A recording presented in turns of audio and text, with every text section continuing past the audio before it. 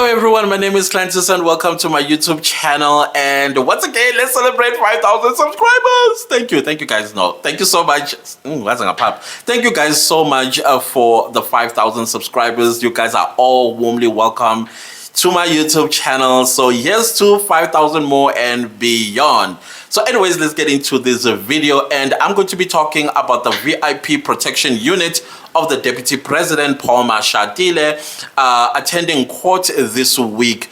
This is a matter that I've been trying to avoid because mentally it is triggering for me, because I had bad experience with the blue lights when I used to live in Durban. I think it must have been the former president's VIP protection unit that was really bullying us off the roads in KZN. But anyways, these guys, they were brought before the court, I think on Sunday. Last week Sunday, they handed themselves over to the Sandton police station around 3 p.m. And the following day, on Monday, they then appeared before the court. And one thing that I also noticed about them appearing before the court, they were wearing masks. In my mind, I'm thinking, why are you hiding yourself when you could just visit TikTok, visit YouTube, visit all the video platforms, and you're going to see yourselves really doing a number on innocent citizens when you were busy kicking and making sure that they are lying there all hurt, and you also damage their property. And now you're coming to court wearing a mask and you're saying that, oh no, this is for our own protection. We are fearful that the public are going to... The same public that you were busy bullying, now you're afraid of them. This is the thing about bullies. Bullies are always projecting. They know that they are cowards, but because they find the weakest link and then they bully them, and then when the weakest link really stands up, suddenly they are cowards and they don't want to be seen. You need to reveal your faces. This reminds me of Dr. Nandipa Makutumana when she came the first time to the magistrate's court wearing a mask and a hoodie. And she was asked to reveal her face, because at the end of the day, we want to know that indeed the people that are before the court are the people that are accused of these crimes. And the court, as long as it's an open court, it's public. And the public needs to see the people that are accused, that have committed a crime against us, the state. So for them to cover their faces for what? Suddenly now you don't want to be seen? When you were happy, kicking and doing all that stuff to innocent people. And then it's the excuse for me that I also heard in court, that they felt there was an imminent danger to number two. This is the same number two who said he was not present in the car when all this incident happened. Like, my question when I heard that was like, okay, wait.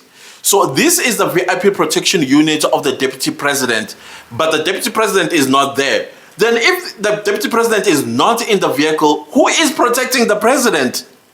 Because all of his bodyguards are on that scene, going where? And who's protecting the deputy president? Because these are his, protection unit. That did not make sense to me. And I knew that Paul Mashatile was lying through his teeth when he said he was not there. All he could have said was, the car that I was in was a little bit forward or was a little bit back. I did not see what my protection unit was doing to innocent citizens. So they are lying that there was imminent danger. Of course, we knew they were going to say something of this nature. I told you guys about my story. I was driving on the fast lane. I was at 120 kilometers per hour, which is the speed limit in South Africa. And then this blue lights guy, suddenly they were in my rear view mirror. Of course, they were going beyond 120 kilometers per hour. And then I was trying to give them the right of way. But the lane next to me was full. So I'm trying my level best to do what? To get out of their way. And why do I now get pushed to go into and plunge over the embankment? If you know the roads in Durban, they've got embankments. Not just embankments, but they have gorges as well. So now, why are they pushing me into a gorge where I would have went right in there and possibly nobody would have known that I'm down there? Unless those cyclists that cycle around that gorge, they may have seen me. I don't know. So anyways, guys, like I said, this morning I'm busy reading some newspaper articles, and once again I'm on Times Live, and this is the headlines. Motorists behind VIP protection assault video too scared to come forward. Of course, I'll be also very terrified to come forward, because these are the Deputy President's VIP protection unit, and the Deputy President already denied that he was present. Clearly he was trying to protect these people. So I would also be a little bit scared to come forward. But now let's hear, why are they afraid? The Randburg Magistrates Court on Wednesday heard that the motorist who took the now viral video showing the assault of 3 men, apparently by close protection officers attached to Deputy President Paul Mashatile, is too scared to come forward, and that his and her family identity is not known. This as the state moved to submit the video footage and a threatening text message sent to the distributor of the video as real evidence, while one of the lawyers for the suspended officers indicated a possible challenge to the submission. Of course, they are going to challenge the admissibility of this footage, because of course, they will think that it's fabricated and it is aimed at probably discrediting the Deputy President. But it happened. A man laid in hospital unconscious for days on end after the assault.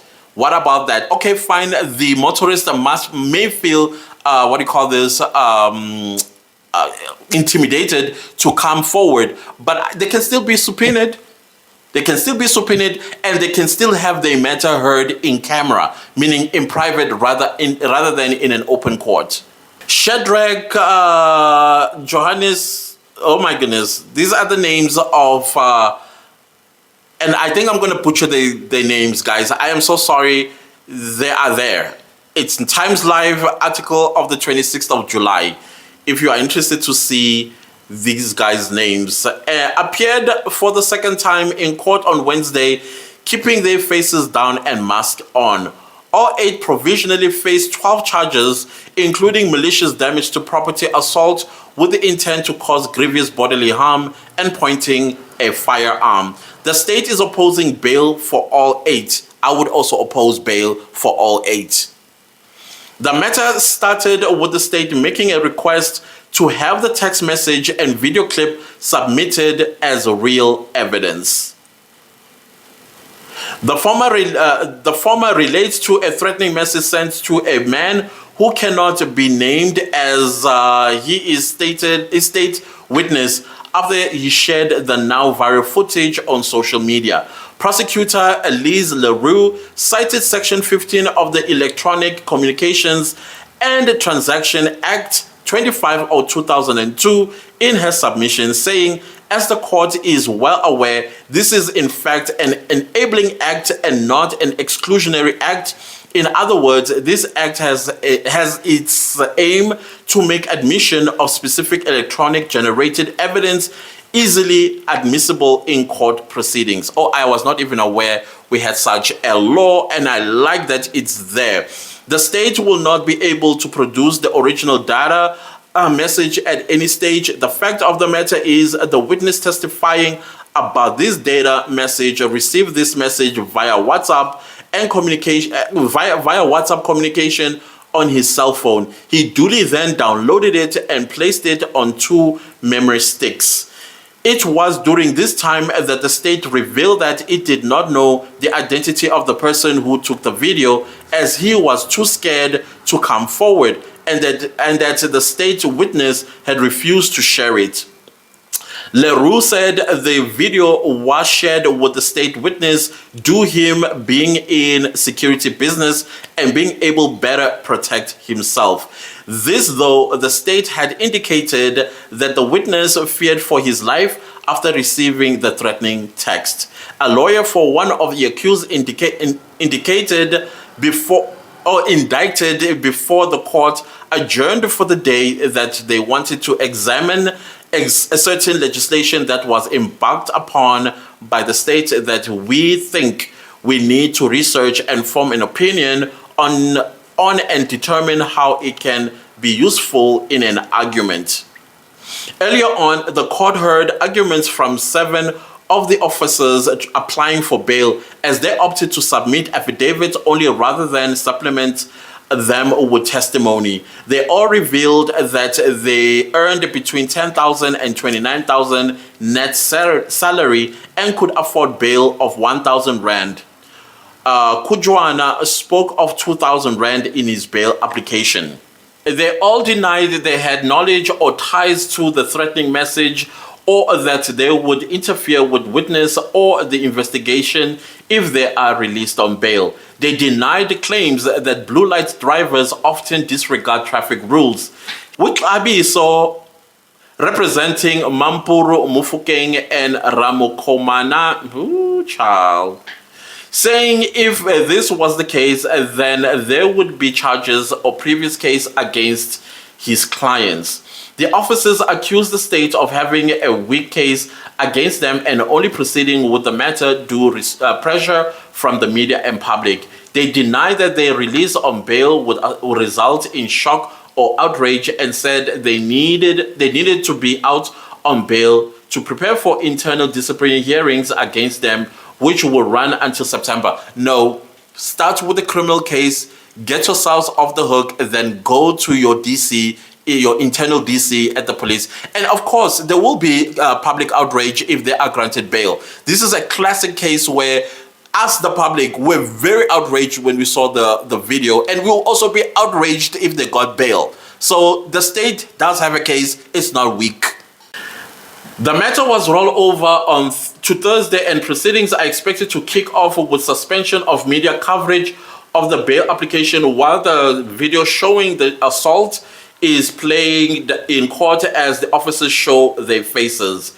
The 8 men charged over the July 2 incident have been allowed to keep their faces covered for the duration of proceedings to keep their identities hidden. This was concession made after they bid to bar the media from broadcasting proceedings failed. Other blue lights people will learn a lesson that, okay, put your siren on, give me an opportunity to find a lane, move over and allow you to continue doing your thing. Do not consider me a threat when I am not a threat.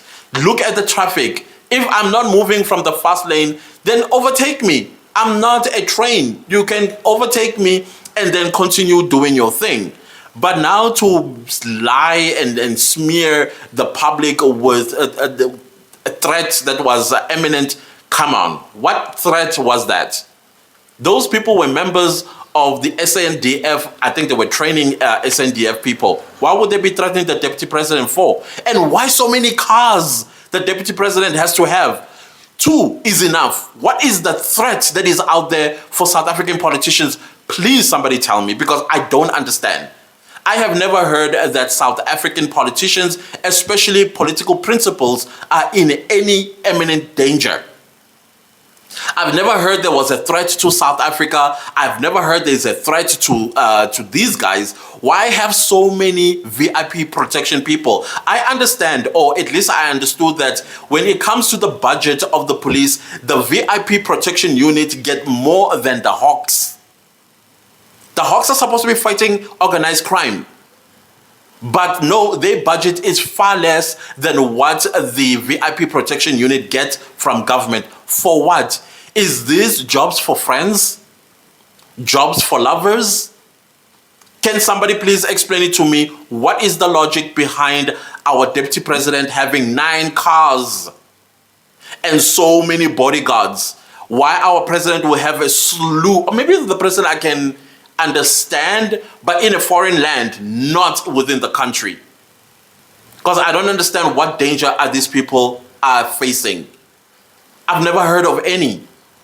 Maybe we need to be revealed to what threats that are out there for our political principles. Because this to me is wasteful expenditure.